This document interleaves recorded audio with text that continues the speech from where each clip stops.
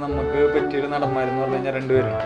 ഒന്ന് ഫാദിക്ക അല്ലെങ്കിൽ ആസിഫ് ഖാൻ.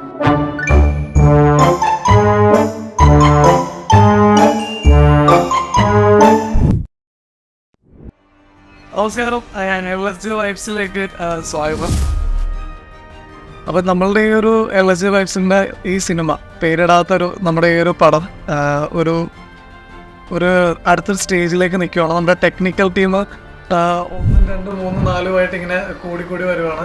ഡയറക്ടർ ആയാലും സിനിമാറ്റോഗ്രാഫർ ആയാലും അദ്ദേഹത്തിൻ്റെ അസിസ്റ്റൻ്റ് ആയാലും ഈ 2 നമ്മളെല്ലാവരും കൂടി നല്ല രസകരമായിട്ട് മുന്നോട്ട് പോയിക്കൊണ്ടിരിക്കുന്നത്. കൺവെൻഷണൽ രീതിയൊന്നുമല്ല, ഒരു ഫൺ മൂഡിൽ മുന്നോട്ട് പോകാനായിട്ട്. നമ്മുടെ പടത്തിനെ കുറിച്ചൊക്കെ ഫൈസൽ പറഞ്ഞു തന്നായിരുന്നു.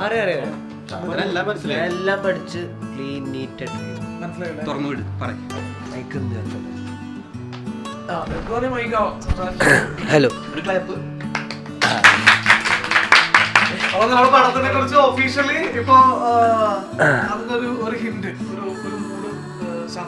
കറക്റ്റായിട്ട് പറഞ്ഞുതരാം. അതായത് നമ്മുടെ പടം എന്ന് വെച്ചിട്ടുണ്ടെങ്കിൽ വലിയൊരു ചെറിയ പടമാണ്. അപ്പോൾ അത് ഒരു കഥ പറയണ അതൊരു സയൻസ് ഫിക്ഷണൽ മൂവിയാണ് നമ്മുടെ. എന്താടാ നല്ലതാണ്. സയൻസ് ഫിക്ഷണൽ മൂവിയാണ്. അപ്പൊ ഇതിലൊരു നാഗമാണിക്യം കൊക്കി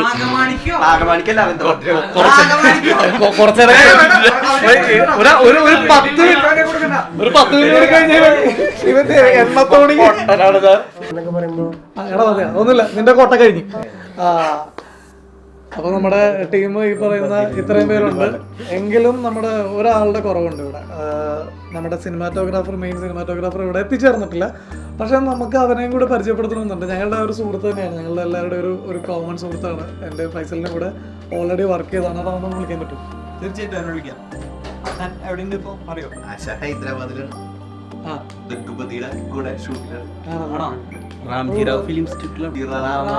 റാംജിറാവു അല്ലടാ, റാമോജിറാവു.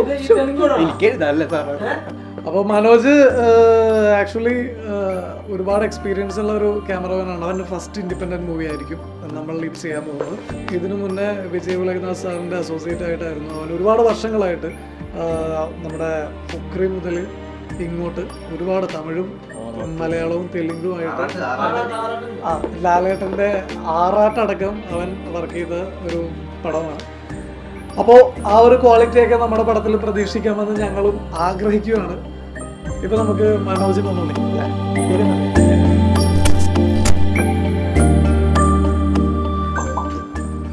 അപ്പൊ ഓക്കെ മനോജേ. മനോജിനെ തന്നെ കുറിച്ച് ഭയങ്കര അഭിപ്രായമുള്ള വെച്ചാണ്. അത് ലേംബ്രോക്ക് അറിയില്ലേ സംഭവം? നമ്മളന്ന് ഒരു പരിപാടി ഷൂട്ട് ചെയ്തിരുന്നില്ലേ? അതെ, ഇത് പുള്ളി അല്ല ചെയ്തേ, മറന്നുപോയാ? നമ്മളാ കൊറോണ ഒക്കെ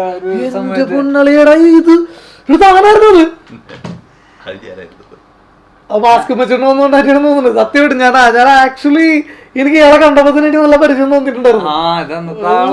ഗംഭീരമായിരുന്നു കേട്ടോ, നല്ല അടിപൊളി മൂവിങ് ഷോട്ട്സ് ഒക്കെ. സത്യം പറഞ്ഞാൽ താനൊന്ന് ആഞ്ഞു പിടിച്ച് കഴിഞ്ഞാൽ ഇപ്പൊ ഗിരീഷ് ഗംഗാധരൻ ലെവലിലേക്കൊക്കെ ഉയർന്നു വരാൻ പറ്റും. സൂപ്പറാണ്. ഫൈസൽ പറഞ്ഞൊരു കാര്യം കറക്റ്റാണ്. ലിവിംഗ് പ്രോ പൊളിയാണ്.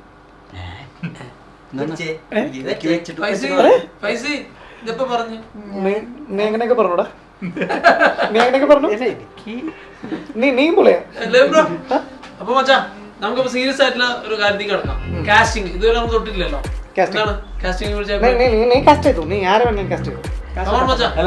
അല്ല, നമ്മളൊരു സ്ക്രിപ്റ്റ് വെച്ചിട്ടും ഇതിന്റെ ഒരു കാര്യങ്ങൾ വെച്ചിട്ടുണ്ടെന്നുണ്ടെങ്കിൽ നമുക്ക് പറ്റിയൊരു നടന്മാരെന്ന് പറഞ്ഞു കഴിഞ്ഞാൽ രണ്ടുപേരുണ്ട്. ഒന്ന് ഫാദിക്ക അല്ലെങ്കിൽ ആസിഫ് ഖാൻ. രണ്ടുപേരുണ്ട്. പക്ഷെ നമ്മൾ ഒരാരെയും വിളിക്കുന്നില്ല, പകരം നമ്മൾ വേറൊരാളെയാണ് നമ്മള് സംസാരിക്കണം.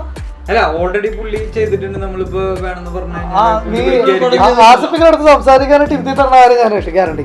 പക്ഷെ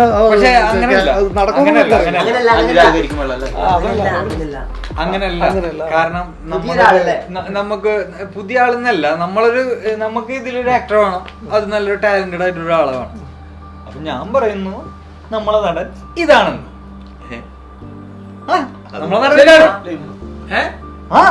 നമ്മളെ നടൻ നമ്മളെ നടൻ അല്ല നമ്മുടെ ഡയറക്ടർ ഇങ്ങനെ പറഞ്ഞ സ്ഥിതിക്ക് പിന്നെ വേറെ നമുക്ക് വാക്കുകളൊന്നുമില്ല. അല്ല ഏറ്റവും കൂടുതൽ active പുള്ളി. പാസ്സാക്കാം. ആർക്കും സംശയമൊന്നും ഇല്ലല്ലേ? ഒരാൾക്കും സംശയമൊന്നും ഇല്ലല്ലോ അല്ലേ? ഒന്ന് പടർക്കാൻ വേറെ പണിയില്ല. പിന്നെ ഞാൻ കാര്യമായിട്ട് പറയണ കാരണം എന്താന്ന് വെച്ച് കഴിഞ്ഞാല് എന്തുകൊണ്ടും ഒരാൾക്ക് അത് ചെയ്യാൻ പറ്റൂല എന്നുള്ളത് മുന്നേ വിധി ചെയ്തായിരുന്നു.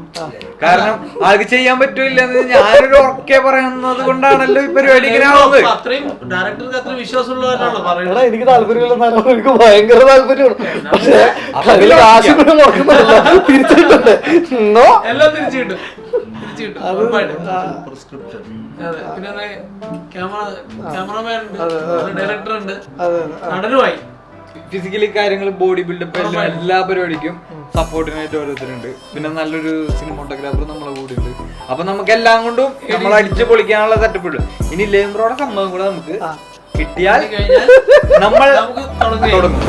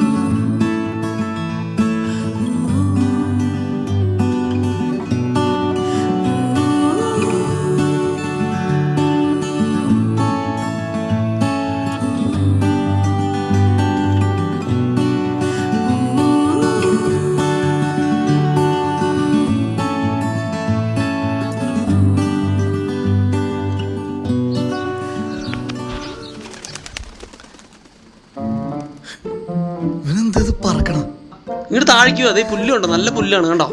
ചായ കുടിക്കണം കക്കൂസപ്പണേ കാലത്ത് എണീറ്റുള്ളൂ. അതൊന്നും പറഞ്ഞില്ല. നമ്മുടെ ബോഡിയുടെ എനർജി ലെവലൊക്കെ ഒന്ന് കൂട്ടണേ. അതൊന്നും പറഞ്ഞു നടക്കില്ല. നല്ല പോലെ സ്ട്രെച്ച് ചെയ്ത് കൊടുക്കാം.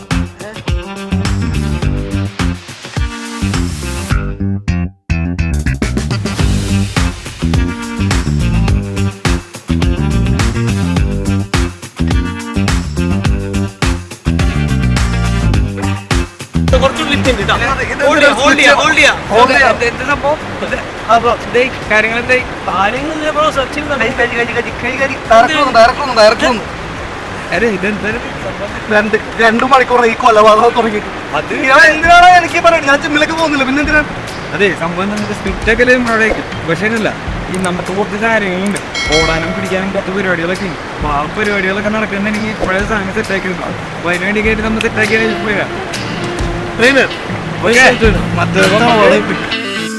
ബ്രോ ഞാനിന്ന് പോകുന്നു എങ്ങോട്ട്? ആ മനോജ് വരുന്നുണ്ട്. ഓ ആ വന്നിട്ടാണ് അവിടുത്തെ കുറച്ച് കാര്യങ്ങൾ ലൊക്കേഷൻസ് ഒക്കെ കാണാനൊക്കെ പോകാനുണ്ട്. ഓക്കെ ഓക്കെ വിട്ടോ വിട്ടോ. പക്ഷേ എന്ത് പൈസ വേണമെന്ന്. ആ പൈസ ക്ഷണിച്ചോട് ഇപ്പണ്ടല്ലോ, വിളിച്ചോണ്ടോ എന്താന്ന് വെച്ചാൽ മേടിച്ചു. ആ അത് കേട്ടാ മതി. പിന്നെ വേറൊരു കാര്യമുണ്ട്. വേറെന്തായാലും ആ ചെക്കനില്ലേ വിശദി, അവൻ പറയണൊക്കെ കേട്ടോടാ. ഞാൻ വരുമ്പോഴേക്കും ബ്രോ നമുക്കിനി ഫോർ ആംസ് സെർച്ച് ചെയ്യാം കേട്ടോ. കഴിഞ്ഞു ഇനി നമുക്ക് താഴെ പോയിട്ട്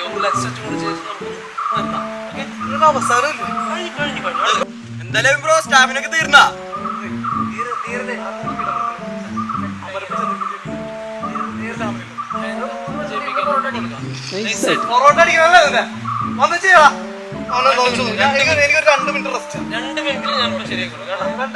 ബ്രോ വന്നേ, ചെറിയ കലാപരിപാടികളുണ്ട്. 2 മിനിറ്റ് സിമ്പിൾ നോക്കാം വാടാ.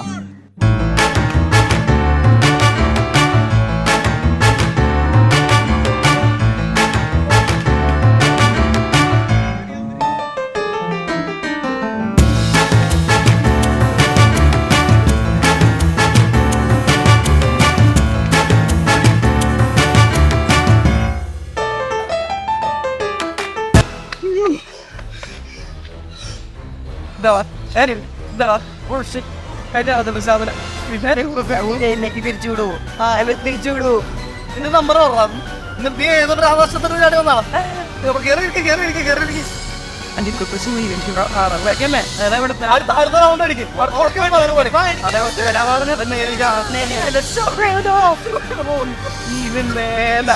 ഈ വേല വല്ലൊരു ചെയ്യണ പരിപാടി കളിയാക്കാൻ പറയില്ല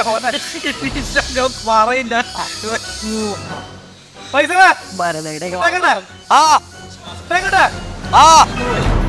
ഒരു 2 മിനിറ്റ് കൂടെ വേണ്ട വേണം മുട്ട ഒഴുകി വെച്ചിട്ട്